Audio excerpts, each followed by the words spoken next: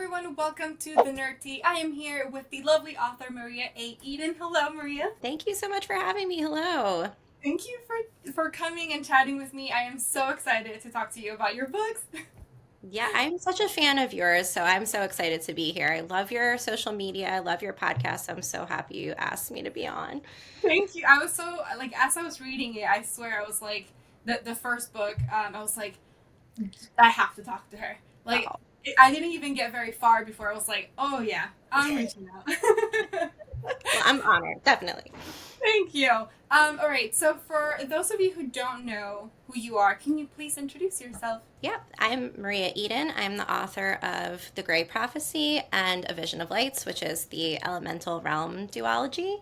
And the second book, A Vision of Lights, is coming out in June, and the first book has been out for a little while now. I also have a few work in progresses that I'm working on at the same time. So that's basically where I am. I love it. And for those of you who haven't seen it, this is the Great Prophecy. This is the first one.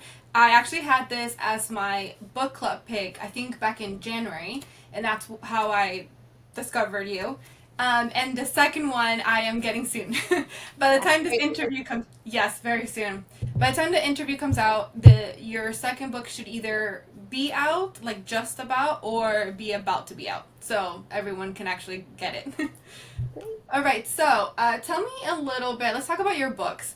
Tell me a little bit about this story. Yeah, so The Great Prophecy it's a paranormal contemporary romance, and that has always been like my genre. Whether I am reading or I'm writing stories, I just love fantasy stories. I really love stories about witches. That has always been my thing.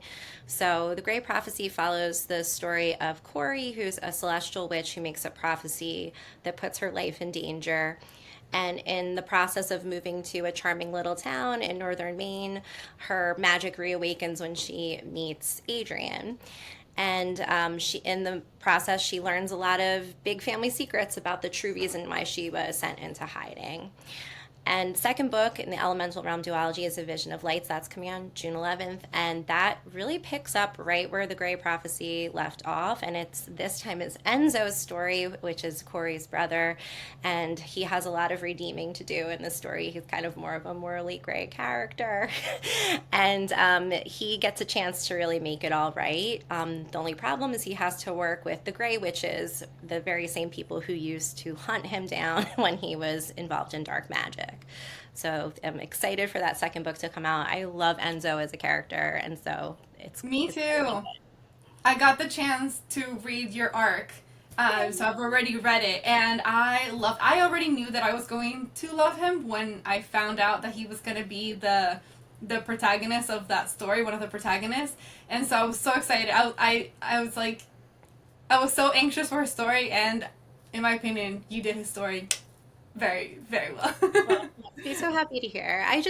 Enzo is such a complex character, and he Yeah. has a really complicated past, and so he was so fun to write in his perspective. And and then mixing in with the Grey Witches, Prudence, who is his counterpart in this book, she's like kind of the bubbly, grumpy sunshine counterpart to him, Yes. and so it was a really fun to write them together. I bet they were fantastic. But let's delve in a little bit more about with your books. So let's obviously start with The Great Prophecy. I just like to do this a lot because I love the cover. I'm obsessed with the covers for these books. I love my cover artist. She's the best. Yes.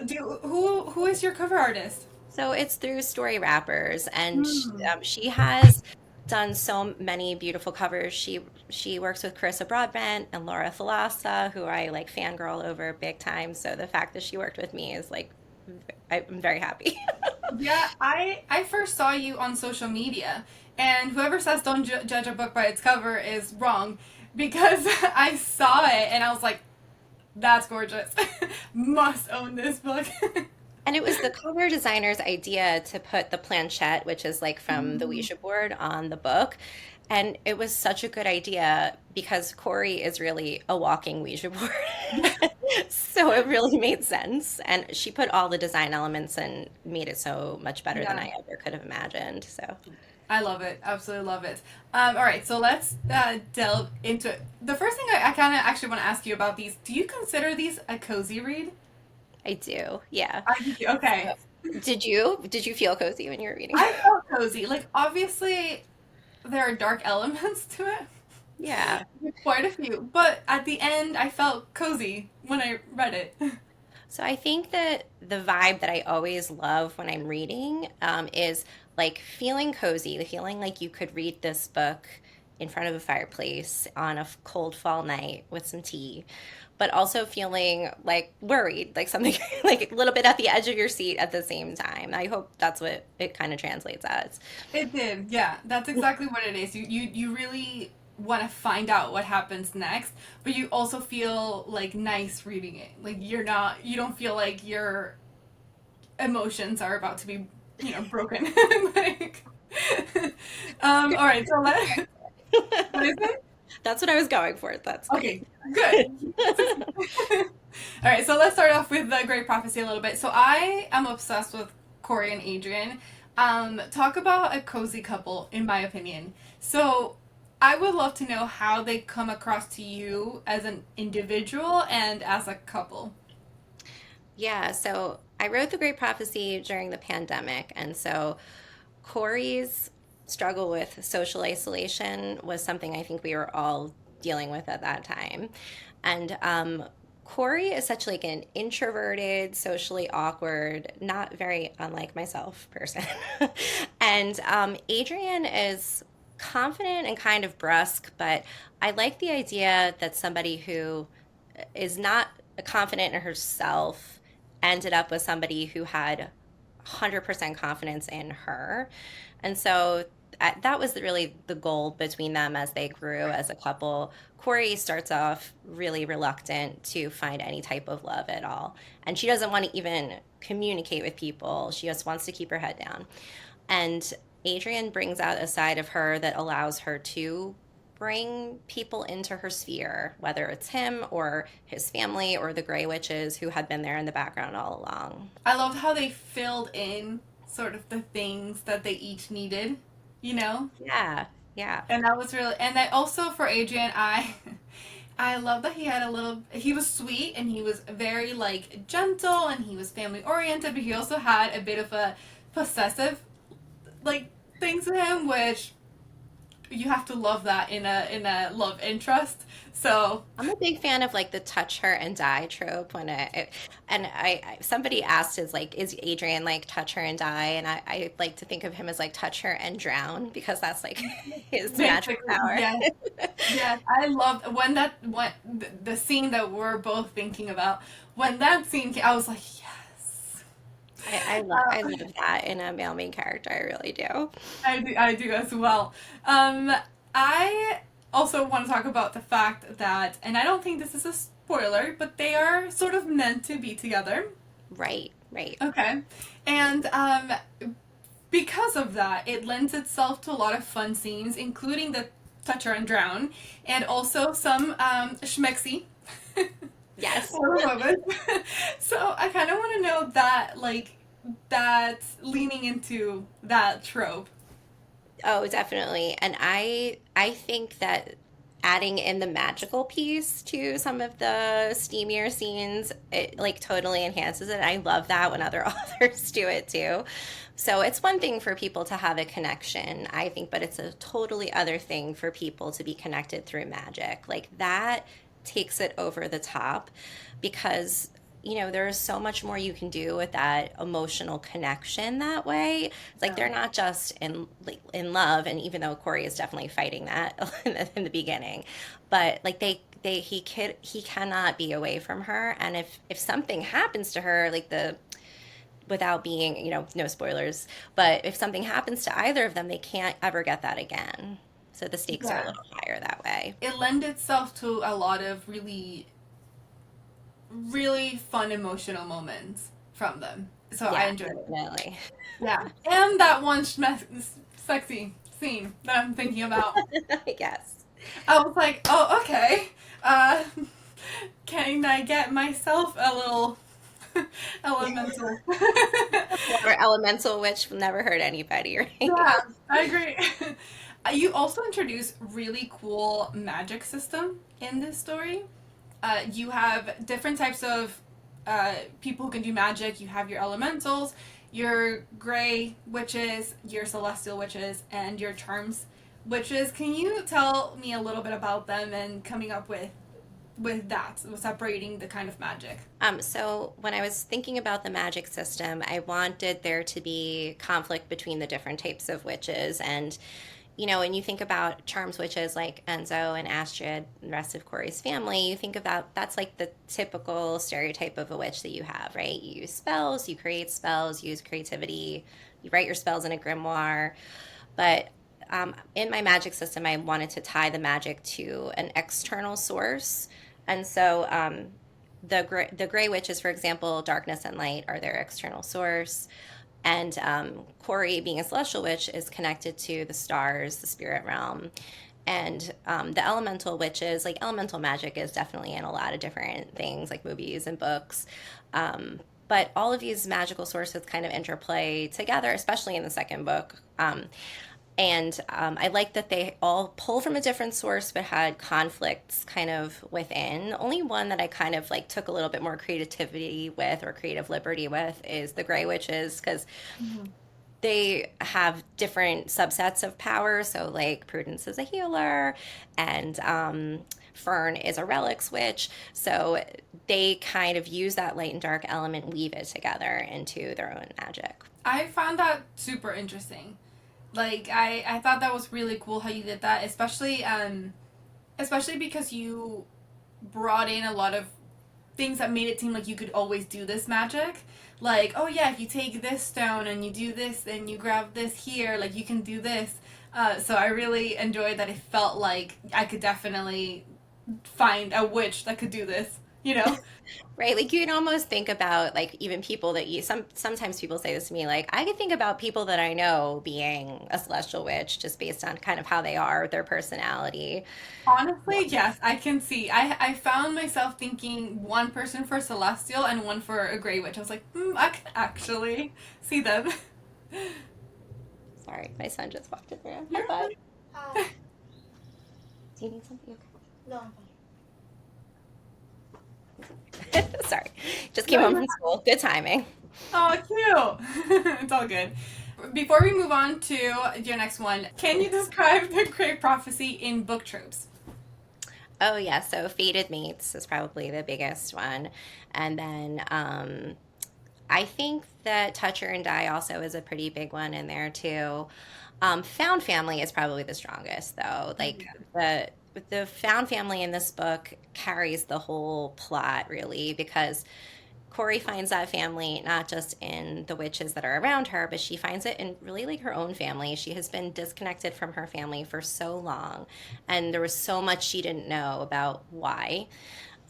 So when she really has to reverse her entire course. She goes from hiding from the prophecy to running straight to it, all because of that found family. So I think if I had to choose like the number one, that would be the number one. The found family, especially, I think, is also one that like carries on throughout the duology. Oh So yeah, it yeah. definitely is a huge part of book two also. Well, speaking of book two, A Vision of Light, let's now get into Enzo and Prue.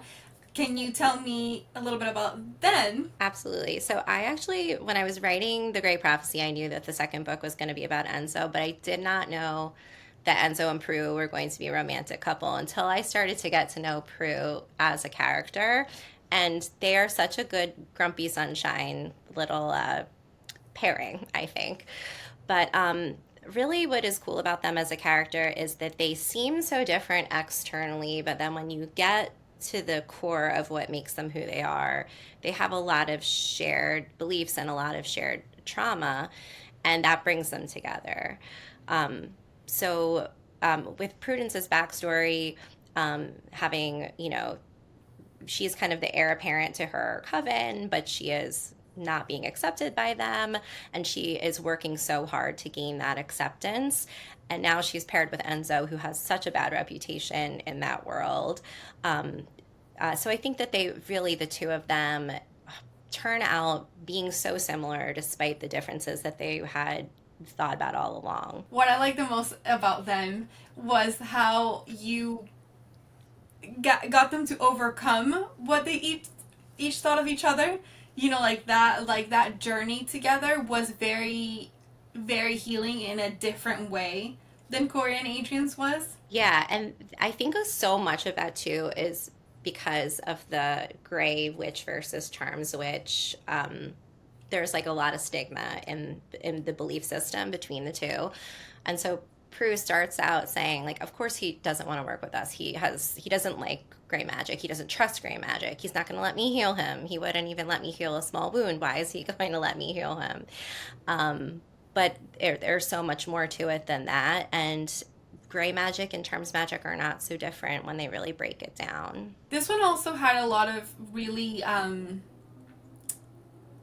tougher emotional elements, I Yeah. think. Can you kind of describe or like why you wanted to get it a little bit darker for this one? It's still cozy, but a little Yeah. darker. Yeah. And so it comes from both ends because both Enzo and Prue have that piece to them. And so Enzo's is really rooted in his grief over losing his dad at a very young age and having to step into a role of being a father figure at a really young age. And so Enzo has always had the weight of the world on his shoulders. Like Corey's well being has always been on him. And he really breaks himself down and pulls himself apart because of the decisions that he made. He's really not kind to himself. Which is why I like Enzo as a character because Prue teaches him how to be kind to himself for the first time, really. But with Prue, especially, what I really wanted to explore with her as a character, and without spoilers, there is a lot of Prue's background that is very, very deeply wounded um, because of grief as well, but also because of some mental health challenges that she had. And I think in life, I think we all know people who externally project like this very idyllic viewpoint of themselves. Like they're always so happy, they're always so poised, so well dressed, in so ready to tackle anything. But then when you learn something so diametrically opposed to what you see externally, that is like part of their journey and part of their past grief, it really I think is so true to real life in that way. Yeah, I felt was like the embodiment of a gray witch because Yeah. outwardly she is so light and sunshine and so like you said like put together. And then she still had a lot of sort of heavier emotions. Yeah, and I got to know Prue as a character when I was writing The Grey Prophecy, and she just it was so fun to write because she's cute, she makes funny jokes, she puts people in their place, she's confident, but I feel like so many people put on that mask and that persona, right? And then there's so much more than that confident exterior sometimes that meets the eye. So you said that you knew that Enzo was going to be the next one. So first, what made you be like, Enzo's my next one? And then what was the moment that was like, Prue is also there with him? Yeah. And so I don't know if you remember at the end of The Grey Prophecy, that epilogue where Enzo and his dad are at the wharf and he basically is alluding to what his father is alluding to the future that he sees for Enzo. Yeah. That originally was like the first scene of the book. I moved it to the epilogue per the very nice recommendation of an editor, but I always knew that Enzo's story would need a redemption. So I knew that that was going to be the continuation of the Great Prophecy. I didn't even know if he was going to have like a romantic piece to it. But then the more you kind of get to know him as a character, it really just makes sense that Prue is the person for him. And so I said I have to kind of tell their stories in tandem. I wanted to know more about Enzo and Prue as I was reading The Great Prophecy. I was Oh, like, that's good. yeah. So when I saw that they were like the next one, I was like, oh, Thank goodness. Well, like what a lot of people say in the Grey Prophecy, and like when readers like message me, that's like they want to know more about the Grey Witches. Like the Grey Witches are like a fan favorite. So I'm Yes, very happy to delve more into the lives of the Grey Witches in the second yes. book.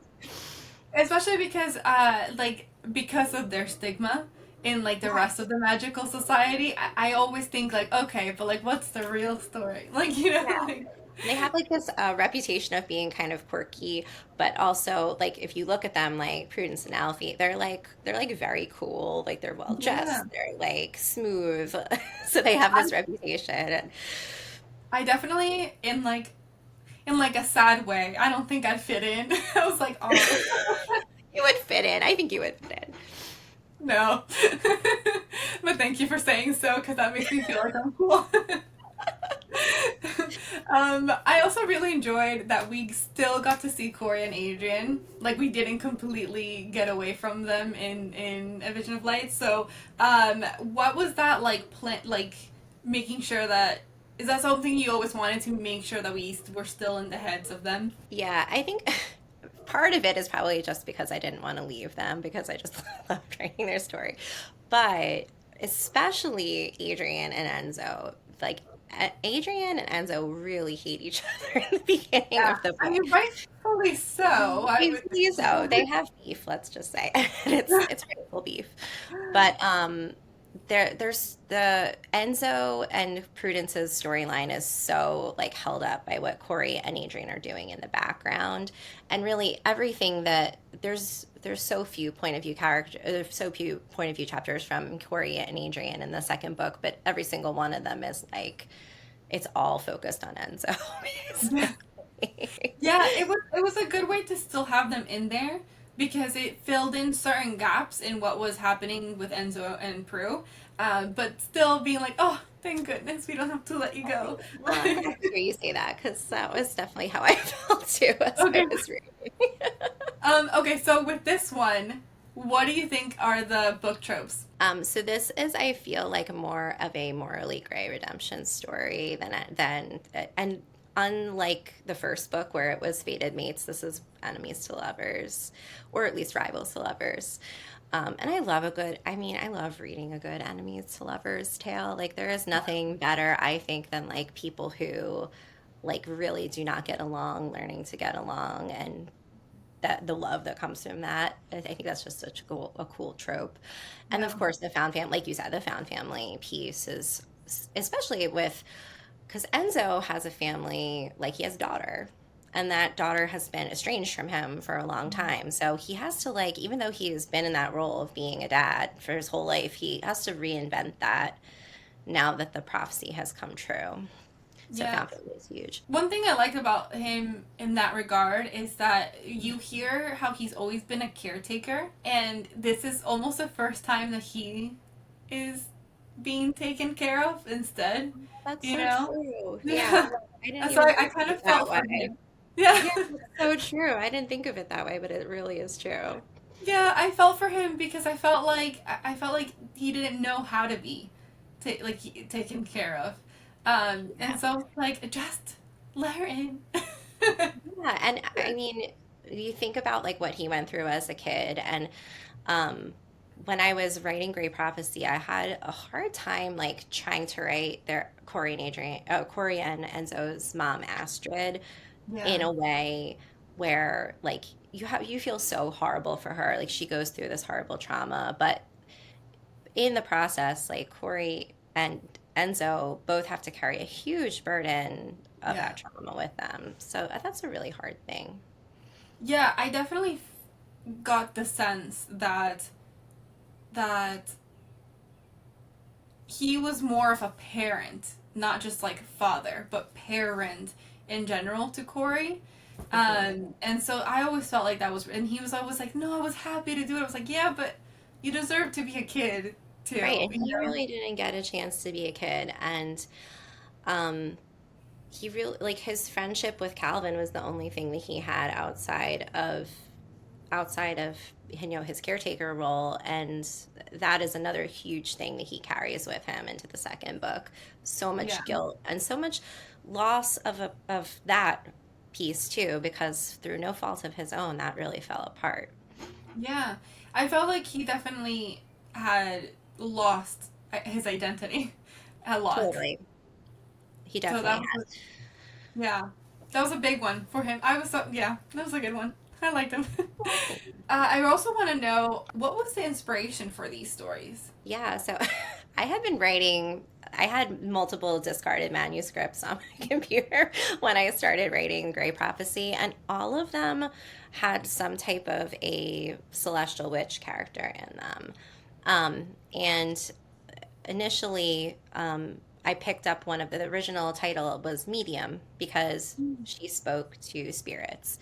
And the inspiration really came from the ability to see the past, see the future, but also have so much uncertainty in that.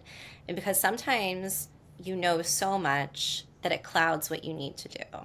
So that's really where it came from.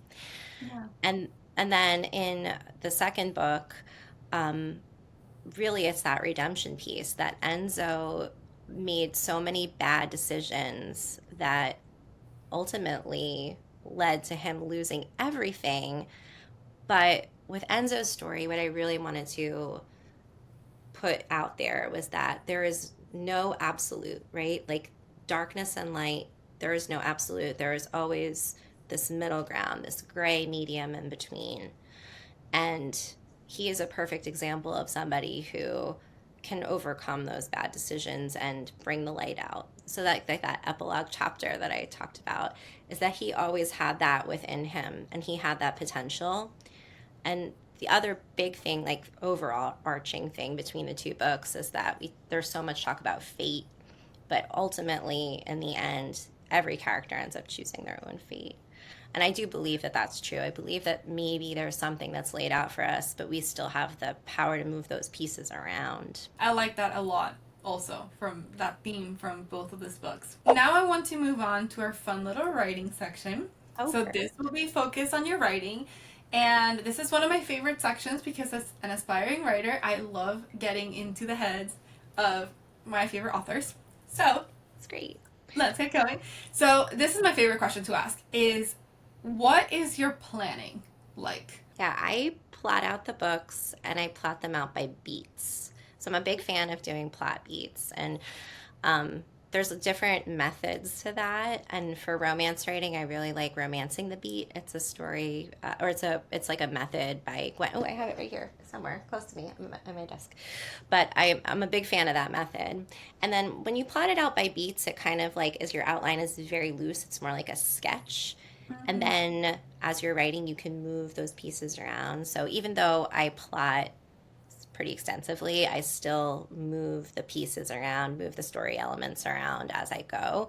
So that it seems like you're making a sketch, like a rough outline of what you're doing, and then as you go in, you're building your character around that, and it's filling in like all the shadows and highlights as you go. Do you do that moving around in your pre-planning or like while you're writing your first draft? That is in the editing. So I write everything Okay. very linearly. So I Mhm. start with my beats, I write out my beats, and then I read them probably like 100 times, the rough draft. And then I realize that, this has to happen before this has to happen, or I need to we need to encounter this character in a different place than we originally encountered them, and that the conflict is coming from another external source, or there's not enough conflict, so then you add the conflict in. So I write very linearly. Like I know some authors will write like this the scene and then they'll write another scene and they'll move those scenes, but I write it all like in chronological order and then I move it around. So in other words, you will like kind of have the beats as bullet points, but when you Yeah. write, you will be like, okay, how do I get from here to here? And you'll write that in order. Right. And I don't always know how I'm getting from beat to beat. Sometimes I like, for example, like a beat, like the two characters meet, that's like the meet cute, right, in the beginning of Hmm. the book. And then I know that they need to get from the meet cute to the first conflict, but maybe I don't know how they're getting there. So I have that piece plotted out. But at the end of my scene, it kind of always seems natural, like where I'm going to go next. Like, oh, they were at the wharf fixing a boat. Naturally, the next thing they're going to do is go to her office. Tell me about like when you do write, like when you get to writing, are you the edit as you go, or are you the write and then write the next draft and the next draft? I find it so hard to not edit as I go. I don't know how you feel because I know you're a writer too. But like if I am sitting down to, I usually write scene by scene. So if I'm sitting down and my goal is to finish a scene, I usually will finish a scene every writing session. But I can't do that unless I go back to the previous scene and rewrite it a little bit first. So I go back, I read my previous scene, and then I end up ultimately editing as I go because I can't stop myself. But then I go into the second scene. So every writing session that I do usually starts with looking at my previous scene, and then I sit and write the scenes like top to bottom. I'm trying out something where I'm writing the first draft without seeing, because I wrote my beats and I wrote like my a loose outline. Same thing. I have no idea how they're Yes. getting from A to B, but it's kind of there. Um, and I'm doing this thing where I'm trying to just write it without looking to see what happens. Oh, so you're not like going back and reading it. Oh, that's awesome. No, I'm seeing. I'm probably gonna find a mess, like a grammatical mess. I already know that I have the worst tendencies of switching from present to past tense a Oh lot. yeah. Yeah, but So that that's all gonna can be get edited out. Like what you're doing is much smarter than what I do. What I do slows me down a ton. You're gonna be able to kind of get the whole story out in a more cohesive way. hopefully, because I used to do like yours, but what I would find is that I could never edit it to what I wanted, and so then I'd be stuck, and I And I wouldn't know how find to move on. And I find, I'm sure you feel the same way, but when you're in the editing phase, it's like you don't know when to stop editing. It's like, how Yeah. many times can I reword this? How many different iterations of this word can I try to pull out of the air? You know, it's so hard to know when enough is enough. So like I mean sometimes like I work with a developmental editor and a line editor and Mhm. she's like, sometimes there is such a thing as over editing. Yeah. You don't want to take out all the good meaty words. You don't want to cut or trim too much of the fat. Do you now when you write, do you tend to add in as you edit or take out as you edit? Huh. I think that I no, I oh both. Yeah, I Both. do too. Yeah, I find that I will like over explain things that you're like that was unnecessary. And I Yeah. also because I've been trying this thing where I don't look back, I'm like I explained that four different times already. Exactly. There's no need. But then other times I'll be like, yeah, and they were fighting. But Right. and I moved on and then I'm like, And well, you're like, I need more here. yeah, Right. I'm like, crap, past me. Now I have to figure out how I that looks like. I tend to add more than I take out though. Like Yeah. when I'm working on a new book called Devil in the Pines right now, and so I just Mhm. did beta readers with that. And I started out with like 95,000 words and I am already almost up to 100,000 words as I'm Okay. like adding so much more into it. Yeah, I do think that I do tend to add more because I want to find out what happens next. I sort Yeah. of like I'm kind of like I know I need to explain that better, but like let me just move on.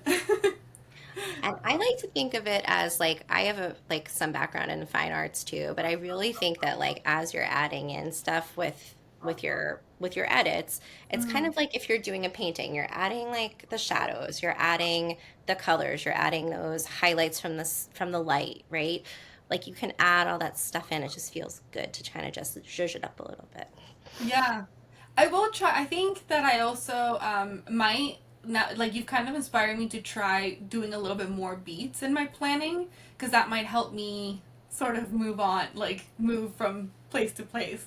Yeah, and there are so many different types of like beat sheets you can use, but they're all meant to be adjusted, right? So it's like whatever works for the story. Yeah. But there's so many, like, if you're writing I don't know if you're writing in romance, but in like different genres, there's different genre beats. Like in romance, it's the meet cute, the first act conflict, the second act, you know, combination, and then the third act conflict that leads to hopefully not a breakup because I hate a third act break. Oh yeah. And then that's called like the dark night of the soul beat, where you like as the reader are convinced that nothing could happen to fix the problem, and then things get overcome at the end. I think I need to be a little bit more specific about my romance beats then. Yeah, and then once you like start thinking about them, then you start seeing them in like every single movie that you watch and every single book that you read. You're like, oh, Yeah, there. I know. I do know that when you're like thinking like, okay, I'm almost done with the book. Are they about to break up? Is that what's Right. about to happen? Yeah. And I really do hate a third act breakup. I do. And I'm reading, I'm reading a romance book. Sometimes I get it, and sometimes I don't. It just like sometimes I'm like really annoyed with it, and sometimes I'm like, okay, this kind of makes sense with the character. But more often than not, it's kind of like, oh, why? Is there a trope that you cannot do? Like, I cannot do certain things, but I'm just curious. Is there something that when you read it, you're like, oh, this is automatically hard for me? The pregnancy trope. Yeah, I can see that too. Yeah. That's hard to pull off. And but my biggest one though is the bullying trope. Oh yeah, yeah. I have read some dark romance, but I think I can never fully get into dark romance because after a while I'm like, that you're just being mean. Like, you know, Oh, like I I just can't. wanted to Yeah, be nice. yeah. Like, why can't you just be sweet? So yes, I agree. The bullying thing, and I think the pregnancy trope is mostly because more often than not, I have felt that whenever it's been put in, it's more of like I don't know what else to do with this couple thing, you Yeah, I know? can see that too. Yeah. And that's why I can't. It's not necessarily because people are pregnant. It's because of like why. Like I'm Because like of it, why? was there a better way to develop this relationship? I can Yeah, definitely see that too. yeah. I also want to know about you coming up with with the magic system that we discussed earlier. Uh, this do you hear this dog by the way? Please Is tell it me you your don't. It's is not it my your dog. dog? Oh, It's I not my do hear dog. it, but he sounds like he's okay. He sounds like he's having either the time of his life, Something or like exciting. yeah, something exciting is happening to this dog. But it is like outside my window. Anyway, oh now there's another dog. Maybe they're just playing. I don't know what's happening. Anyway, tell me a bit about how you sort of planned your magic system. Like, what was the process of laying out which one did what? Yeah, so I knew that each magic system needed to have a source. So, that's easy from an elemental witch, right? Because the source is the water, the air, the earth. Um, so each magic system had to have a source, and that each source has to be tied to the prophecy some way. So, like Corey's prophecy essentially says that the other, which is the source of the magic, would be drained. And so, based on the source where the magic is coming from, each type of witch is affected much very differently according to her prophecy. So that's where the interplay of the conflict came from. But I have always like been a very big fan of celestial things, and so that's why I felt very drawn to Corey as a character. I just love like celestial energy, the moon phases, astrology. I love all that stuff. And with Corey's magic system, I really found myself getting super. I'm like, okay, well, so what happens to you when the moon is in Gemini? I have to research this now. And what does it mean when, Libra is in this position in the sky? How does that affect us as people? So it's fun to do that. Actually, it's really funny that you say that because I was about to ask about your research for this because I found that like in when you were writing about Corey, you were being very specific about like the moon here and the planets lying here. When you were about Prue, you were like, yeah, if you grab this gemstone and you combine it with this and this has healing properties. And so like, how was that research for you? Did you already know some of this or? Yeah, so I pulled that all from stuff that comes from witchcraft and comes from like metaphysical stuff in general. And Corey's magic system needed a lot of like there's just so many well described astrological things like moon signs was a big part of it, different constellations and what they mean because all of them have different meaning, all of them are linked to different types of things, and then crystal magic is a big part of what the gray witches do, and it makes sense because if you think about how crystal is formed, it's formed from being trapped inside the earth, but also this light element comes out of that, right? So but yes, like amethyst has certain principles that people use to help like banish negative energies, and the veiling stone, which is in both books, like that comes from an like ancient paganism where people would actually take relics from people's graves and use the energy in those relics to protect themselves. And so it was kind of cool to borrow those little things as I developed it. I thought it was really cool too. I was like, I recognize some things because I have like friends who are into like witchcraft and paganism and stuff like that, and so like they've talked about certain things, and I was like, hey, wait a minute, I know this. I bought myself a big crystal to put in on my near my computer when I was writing Corey's story, and then I switched it to obsidian when I was writing for Enzo because there's just that's the different energy that they have. I really Yeah. like stuff like that too. It's funny that you say that about the crystals because I felt like your POV changes were very clear. Like their voices were very clear. So can you tell me about making sure that you had a distinct voice when you were writing these characters? Yeah, so I think Corey's voice is super introspective all the time. Adrian is much more matter of fact. Um, Prudence's voice is really fun to write in because she is constantly second guessing everything that she is doing. And it's written in third person, so it's harder to kind of like get into their headspace and have it feel like they're speaking to you. But it's in close third person POV. So, like, when we're at kind of in Prudence's POV, it's like he crossed his hands. Of course he did. That's something that he would do. You know, like that's kind of how she thinks because her mind is always racing, kind of. So it's fun to write in different POVs. I know you mentioned that that's something that, a hard part of being an author, right? And so I had to completely swap around because the book that I'm writing right now is in first person POV. And so it was a completely different part. I really like writing in third person POV. I Yeah. think it's a really nice way to kind of get so much information because you're not just hearing the character's voice, you're seeing their entire environment and what they're doing, how they're holding their hands, how they're fidgeting, because Corey's always fidgeting. Prudence is always kind of like walking very confidently from place to place. And so those little actions that they do enhance the third person POV, but in first person, there's a different type of intimacy with it. So how do you decide that you wanted third person for this one and first person for your next one? Third person worked better for the Gray Prophecy because there were so many flashbacks. And Mm, so we were seeing so many things in Corey's eyes that were external to her. So it yeah. didn't make sense to have her visions be in first person point of view. I thought that that would be a little bit disconcerting, like disconnecting. I felt it would be more immersive to do it in third person. My new book that I'm writing, The Devil in the Pines, is more of a it's really told through her eyes because of she has a lot of beliefs that are not real, and so like we as the reader learn those beliefs with her, so that made more Mm. sense. And you like better third person, you said. I think I do because I Yeah. think you have so much more creative liberty with it. Like Yeah. you can kind of see like with a lens, like you're looking. It's like almost like you're looking at a movie scene when you're reading in third person. So which POV was easier for you to write in?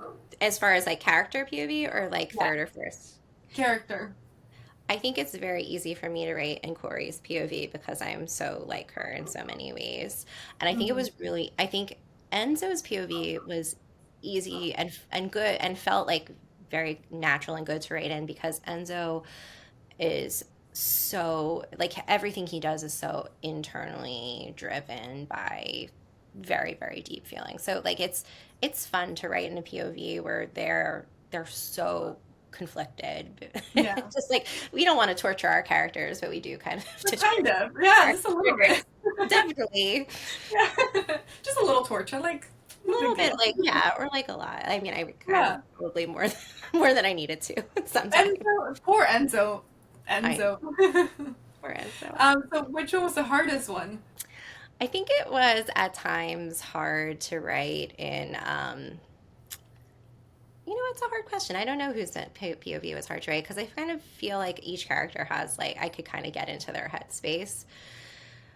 I think Adrian gets a little stubborn sometimes, and that's not natural for me. So that might have been hard. Like Adrian really perseverates on things. Hmm. But we like that because he's We put do some. love that about Yeah. him. Such a loyal man. He is. He's like loyal from the beginning, and I Oh yeah. can't. I'm obsessed with that. Like obsessed. Um. So okay, now I want to know as far as like your favorite scenes to write from each of the books. Oh yes. Okay. So let me see. So let me start with Vision of Lights because that is a very easy question for that book. Okay. Okay. And this is not super spoilery because it was kind of in the beginning. This the scene that Enzo and Adrian get in a physical fight was Oh so yeah, that's fun. satisfying to write. So satisfying to write.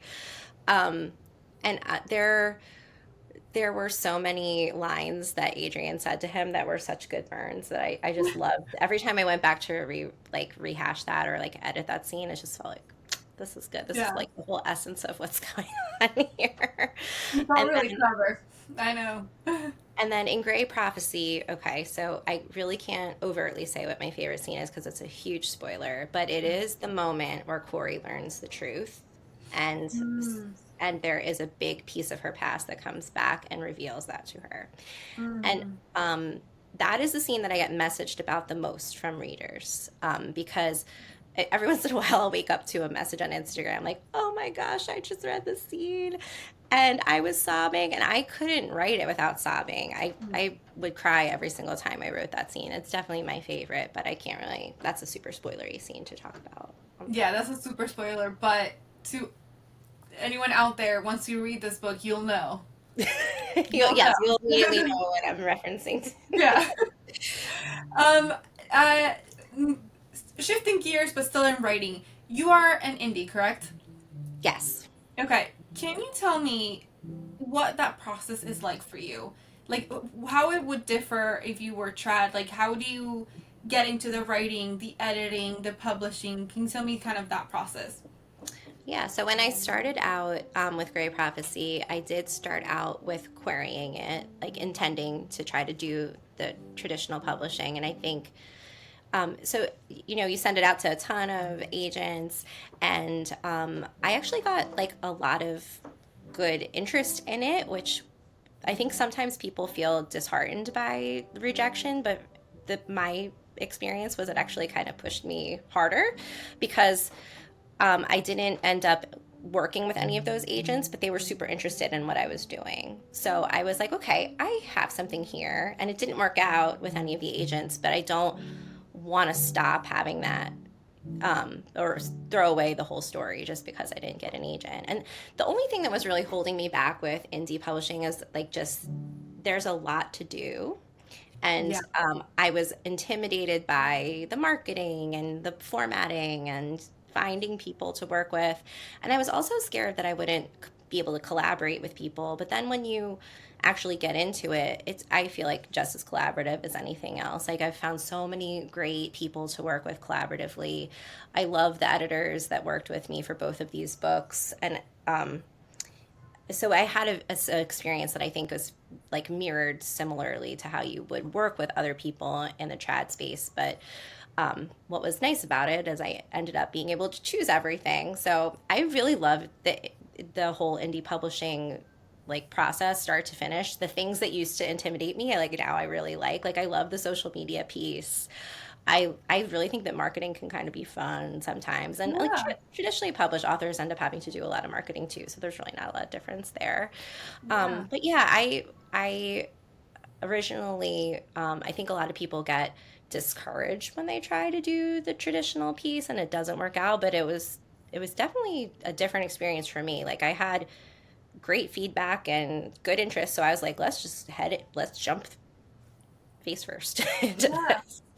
I think my question with indie is because there's so many services out there for you to get your book out and to work with publishers and to work with cover artists. How do you make sure that you're not working with someone who, you know, Who, maybe, yes, you want to work with somebody who like is a good fit for what you're doing. And do yeah, you hear my daughter's piano lesson downstairs? Can you it's hear it? very nice. That's Okay, very good. pretty. It's like good background. So as long as you can still hear me, then that's fine with Yeah, me. yeah. Yeah, so I found I mentioned earlier, I found my cover artist through looking at other artists or through other authors that I really admire, and I said, who did this cover? And so I Mm. vetted it like through the other things that they had already done. And then with editors, kind of the same way is I think a really good way when you're in the indie space to know if you're working with people who are good fit for you is just make friends with as many other authors as you can. Because then you get those recommendations and you say, okay, you're also working on a paranormal romance. Like, who do you have an editor that you recommend? Maybe that editor isn't available, but they have a recommendation. So then you still get that network and that connection. Yeah, that makes sense. But That you makes do a lot. hear like a lot of things, and like I definitely get a lot of messages on the internet, like, "Hey, I want to work with you," and it's like I don't know who you are, or it's. But I'm sure every author has that experience. Yeah, I mean, I am somebody who messages authors. No, but I knew who you were already because we were already friends on social media. I know, I'm kidding, I'm joking. But yeah, I think it's because, we get so inspired. And we're like, wait, I want to chat with you. But that is actually, I remember I told you in the beginning I had like a big announcement, so that was actually like a good segue. So Okay, go I for it. haven't announced this anywhere on social media anywhere here. So like I am an indie author, but I guess now technically I'm a hybrid because for audiobook, The Great Prophecy was just acquired by Northern Lake. And so it's going to be produced by a traditionally published audiobook company. And we're still in the super early phases of it. And I am so excited because this is so different than writing, like thinking about narrators, and it's in auditions right now, which is really fun. I I know, right? It's just like I was approached by them to do to collaborate, which is so cool and so fun. Um, but yeah, you can end up making all these really wonderful connections and That indie. is so cool. That is so Thanks. cool. That is awesome. Congratulations. Thank you. Yeah, and I'll post more information as I get it. Like I said, we're in the super Yeah, early phases now, but things are that's moving. awesome. Do you know if you want to do the one voice or the dual voices? So it looks like we're going to do dual voices. Oh, yes. I love that too in a book. I love Yeah, dual voices. me Sometimes that too. can either, I think like with an audiobook, it can kind of bring you out when they do like the different voices for the different characters. I love a good Yeah. dual narration. Do you listen to a lot of audiobooks? Not a lot because of that, because the whole dual thing, especially in fantasy, is kind of newer. Yes. Like it was there in like other romances, but not really in like the fantasy space, even in romance fantasy. So I always got taken out of it a lot. Sure. So that was kind of why, like, unless I was going on like a really long road trip or something, I was like, no, I don't really. But lately, now that it's becoming more of like a thing, I have found myself like listening to more audiobooks now. I find that at any given time, I'm like reading one book and then listening to a different book. Um, I love audiobooks. Yeah, I like audiobooks, so it was always because in fantasy you would have like sometimes creatures or something, and then Yes. some and so then it would be like the one person being like, I don't know. It's like I can't. Like You know what's my favorite audiobook that I have read or I've listened to in the past like year was I read, and this was like be really super good for you because it's all about writing, but it was Stephen King's memoir. It was okay. so good, and he narrated the whole thing. It was so entertaining, and it's lots of good writing tips. Yeah, I am. Stephen King is an author that scares me to read because I'm a Me scaredy too. cat. I have Okay. not read any of his actual other books. The only book I have read Yeah. is his memoir, but it's so good. Okay. Good. As an author, it's really good. Okay. I read one of his books and I was scared, so I was like, Stephen King is not for me. But I'll give this one a shot. Anything that can help with the writing, I'm always a fan of that.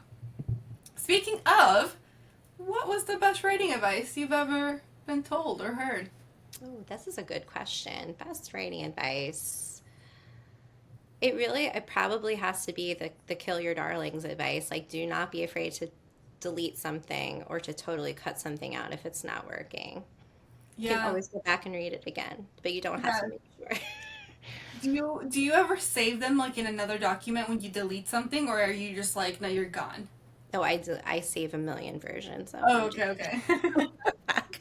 Because Like that's what there's I do. probably over 100 versions of the Great Prophecy on my Google Drive. With this last one, this latest book that I've been trying to write, I have three different documents that are like false start, false start. This one is actually the false start. This one, Yeah, this one no, is real. then you say to yourself like, which one was I on? Yeah, like you're like, wait. All right, so now I want to move on to our very, very last section, which is our fun little miscellaneous section. So the first thing I want to say is that I love that Corey and Enzo have Italian descent because I am Italian descent. Oh my, so good. So I shall be auditioning for your audiobook Oh, because of amazing. Please do. that. So you're welcome. Let's move on to some rapid fire questions. Amazing. Corey or Prue? Corey. Adrian or Enzo? Mm. Oh, be specific. For in what context? Just rapid fire? Enzo. Enzo? Okay. Is this like you would date more Enzo type of thing? More just I love him more. I don't know. Okay. I just really Would do you love rather? I know. I mean, he's amazing. Would you rather be a charmed celestial, elemental, or grey witch? Celestial. If you could pick one type of magic, regardless of which of the four that they do, like one spell, one thing that they do, what would you want to do? Healer. Hmm.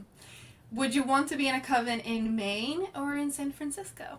Oh, Maine, 100%. My heart is in Maine. I love Maine. Yeah, I've never been. I've never So been beautiful. above. You have a playlist I saw for A Vision of Light. So can you describe your four main characters in a song? Oh, this is a great question. This is like a very Rebecca Yarros question you're asking me. um, so Corey would probably be The Prophecy by Taylor Swift. Um, Prue would be this song called American Money by Borns. I don't know if you know that band, but they're they're fun. Um, I can't think of anything for Adrian right now. I'd really have to think about it. And Enzo that's hard. I can think about my female main characters more than I can my male main characters when it comes to a song. That is I'm back. very okay. What about if you could describe the two books in the song? This is so hard because I don't know if you're like me. I use so many songs like when I'm like thinking about vibes for the book. Let's see. I don't know the answer to this. It's okay. It's okay. That was a tough question. If you were to ask me, I wouldn't know either. So you're fine. Okay, so if you are stranded on an island and could only bring three books with you? Oh, this is a little easier. So it would be The Lord of the Rings. I'm upset. That's my comfort read. I'm actually reading it again right now for like the 100th time. Lord of the Rings would be number one. Can I do a series or does it have to be one book? It could be a series. If it's a series, it's one. The All Souls series by Deborah Harkness. I don't know if you've read that, but that's just top tier. And then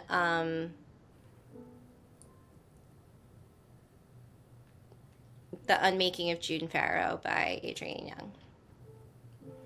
I think I have that one actually. So good. Yeah. That's a comfort read. I've read that multiple times too. So what are you reading right now besides Lord of the Rings again, if anything? So I'm reading Lord of the Rings and then I have The Children of Blood and Bone I'm listening to on audiobook. I Okay. just started it. So far, I'm liking it very much. Yeah, it's in my list of like I need to read it. Yeah, really good magic system in that one too. Yeah, I mean that's what I've heard. I know somebody who that is like their favorite book ever. I could So see they're that. like, please read it. And I'm like, "Okay, I'm getting there. And okay, so I started doing this thing with the last author that I interviewed where I have them ask a question for my next author. And this was the question that they had for you. Ooh, yeah, this is cool. This is a cool idea. Thank you. I just started, and it makes me upset that I didn't think of this sooner because I'm like, ah, dang it. But it's fine. So their question for you is, If you could change one thing about the publishing industry, what would you change and why? I think what I would change is I would eliminate gatekeeping. We should all share what we know and what we learn. And I love my author group so much that I'm in because we all just hold each other up and help each other. And I feel like it's not always that way. So I would eliminate gatekeeping, all information for everyone.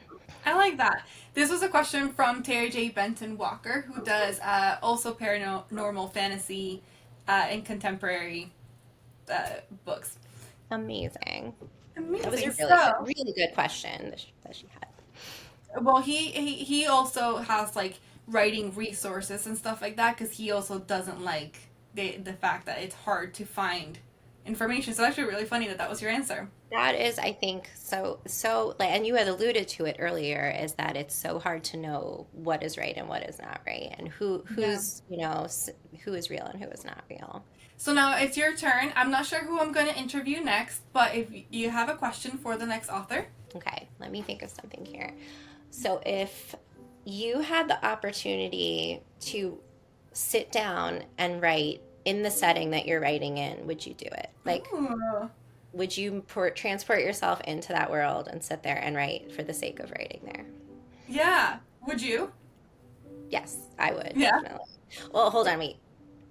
For the elemental realm, yes, I would. For this next book, no. No. Okay. No, I would not.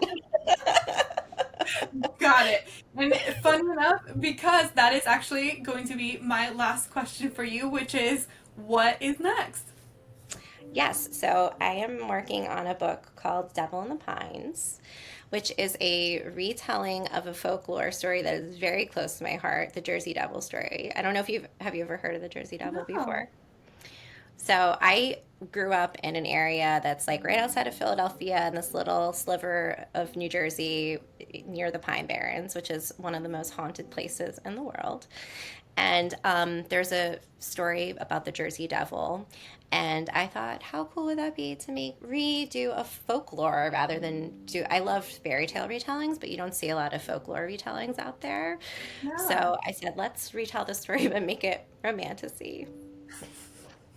What is the, if you don't mind me asking, what is the original folklore? So the story is that a family escaped to the Pine Barrens.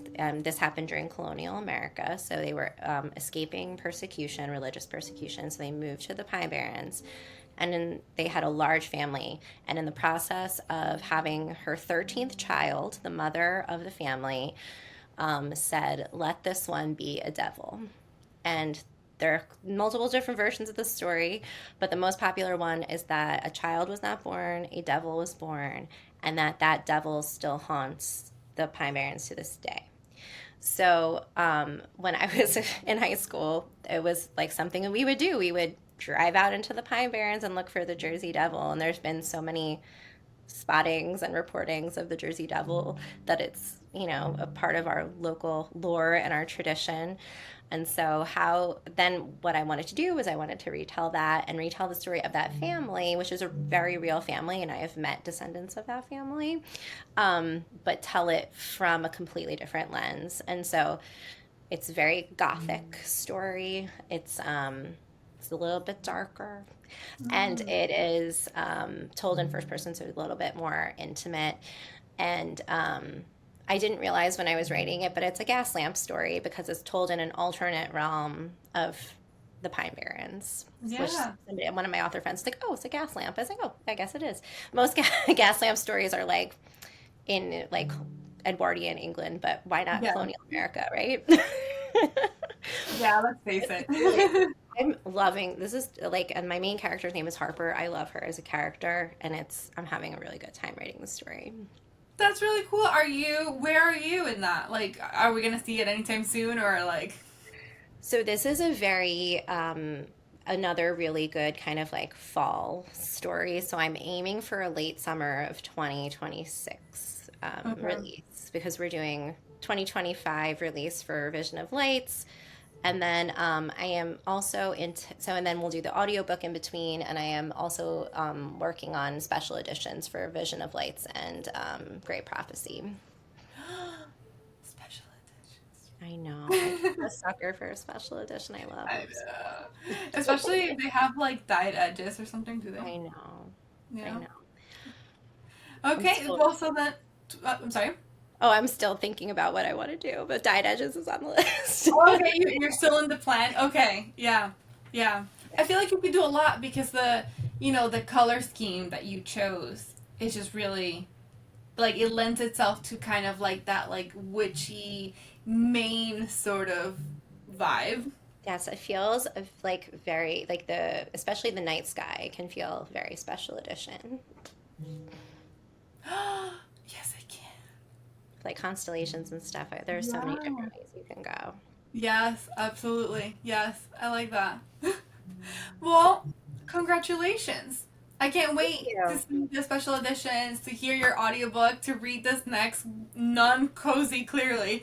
Like, I still think it's a little cozy, but it's a little bit darker. and is that one also going to be multiple point of views now? I'm just trying to get as much out of you as I can. No, it's a single point of view. Oh, you said that, I think. Yeah. Hmm. Okay. Hmm. Very curious. Very excited. Well, Thank thank you you. so much, Maria. This was such a fun interview. I'm so glad that I got to chat with you. I absolutely loved the Elemental Realm series, and I can't wait for everyone to read the second one. And I can't wait for everyone to just read your stuff. I am just so thrilled that you asked me to come on. This was just a blast. Thank you so much, Stephanie. Thank you for spending over an hour of your time with me. So Anytime, truly. fantastic. Well, thank you so much for joining us on this episode of The Nerd Tea, and go read The Great Prophecy and The Vision of Lights.